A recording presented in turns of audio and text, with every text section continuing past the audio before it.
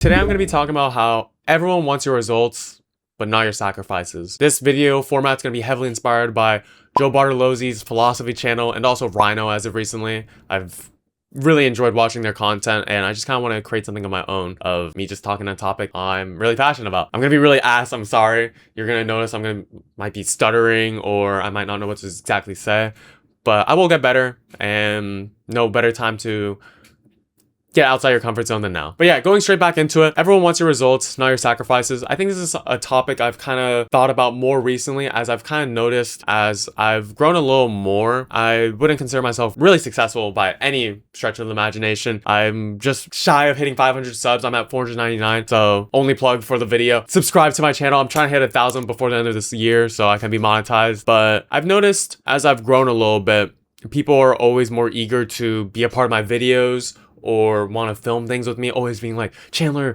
yo, if you ever need someone to be a part of this video, if you ever want to go explore something, if you ever want to go film this dance, let me be a part of it. And I take it as a compliment. Anyone who wants to be a part of my videos, I think it's a really nice compliment. Like, oh, they think my channel's cool enough to be a part of. But I remember at the start, people would talk about my channel. No one would ever want to be a part of my videos, which is fine. They don't owe me anything.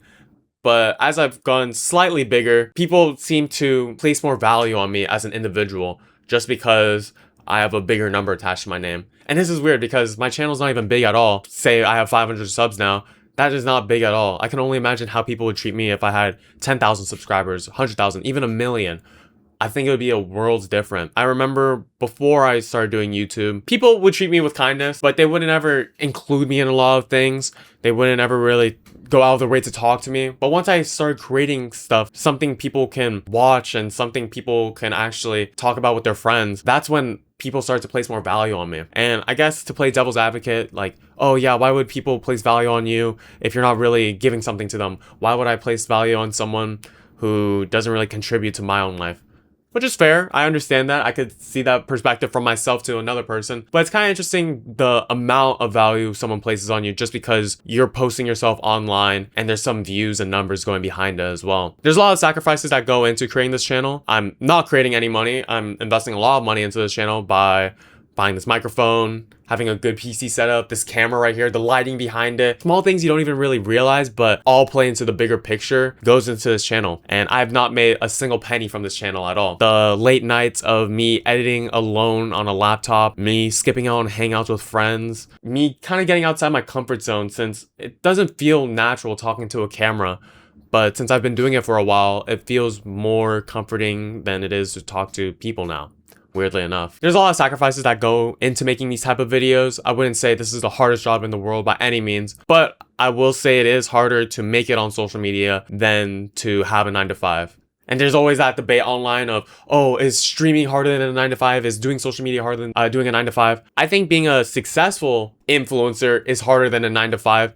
Because you're reliant on yourself. You're reliant on posting all these videos, coming up with the ideas, editing these videos, maybe hiring people. You don't have a blueprint on making it online. And this doesn't only relate to social media work like YouTube or Twitch. This also relates to any type of entrepreneurial work, such as creating a clothing brand, wanting to create your own book. It could also relate to if you're an athlete, which maybe have a more paved path on, oh, I want to make it to Olympics, but you have to have the discipline within yourself to wake up early for those early morning practices, eating right. You can't be eating like shit, honestly. All of these different paths that have a higher threshold of being successful, they're praised when you make it to the top, but when you're on the come up, people don't treat you as right. And I think we should change that mindset of, oh, if you're not successful, I'm not gonna treat you as good. I kind of worded that a little stuttery, but you got the point of what I'm trying to say. I feel like we should uplift people who are trying to go on a different path in life a bit more nicely comparatively to people who are going down the traditional route of going to college, get a degree, get a stable job, maybe invest in a little Roth IRA, get a little risky with that, and then retire. I think that's the normalized route, but nowadays I feel like people are more willing to expand on their creative ideas and build a personal brand for themselves because other people have done it. 10 years ago, when Mr. Beast was doing content creation, everyone thought he was crazy. He had to hide the fact he was doing content creation from his parents, or else he would get kicked out of the house. And now he's one of the richest YouTubers out there, making millions of dollars, maybe every single other day, just because he didn't listen to others. And he sacrificed a lot to get to that point. People will say Mr. Beast doesn't deserve the amount of money he creates because creating content is easy, but they don't see the fact that he's losing a lot of sleep to get to that point.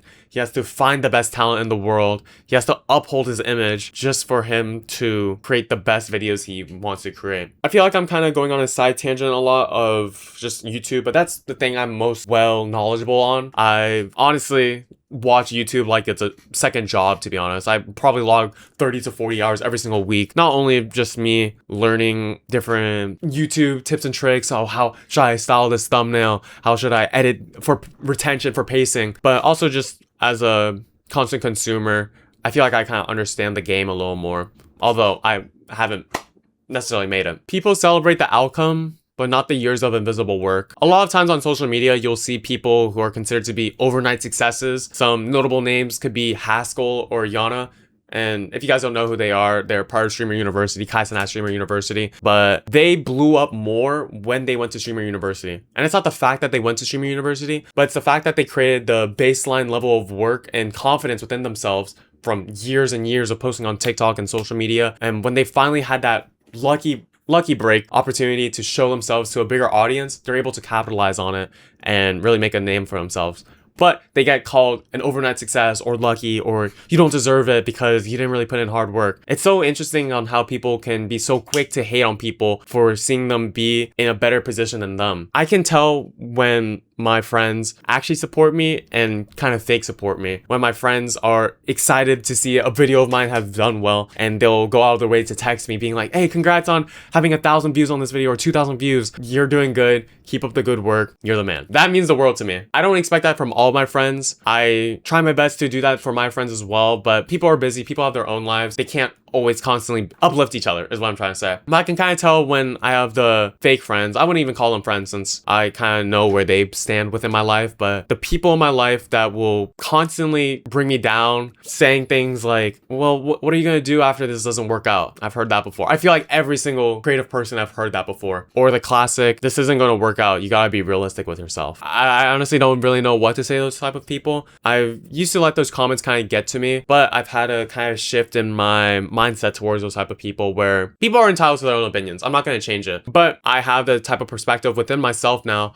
that when I do inevitably make it doing this YouTube stuff, this is my childhood dream, those people aren't going to be in my life. I'm going to have a whole different group of people around me that actually help support me and motivate me to be a better person. I'm not going to have these negative individuals be around me and constantly bring me down. The people you surround yourself with make or break how you're going to kind of go up in life. If you constantly surround yourself around people who are building themselves up, have passionate ideas, they are honest with you as well. There's a difference between people who are fake nice just to like kind of get on your good side, but people are also honest with you. I've had friends tell me that, all right, well, I didn't really like the style of editing on this video. I feel like the pacing could have been faster. I'm like, all right, well, I appreciate it. I appreciate you actually giving me some constructive criticism instead of just completely criticizing me, bringing me down. I've had it within not my friend group, but my kind of acquaintances of people, not to name anyone, but they'll be drunk or they'll be just kind of in a bad mood, pull me aside and be like, Chandler, when are you gonna stop doing this? When are you gonna stop embarrassing yourself?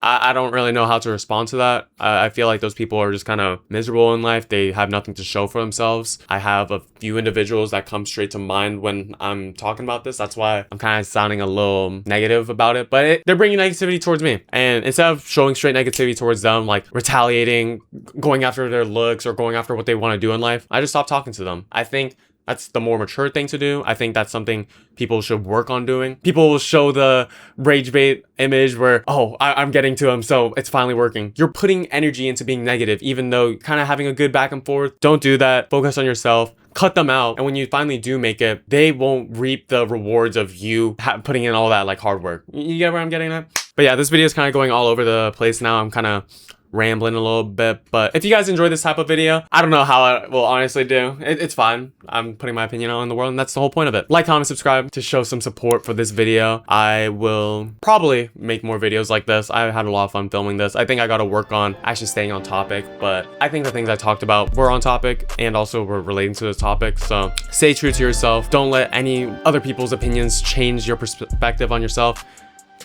And keep it pushing. Eating on some hot fries. Goddamn, my boy is hot outside. Please don't try to diss me.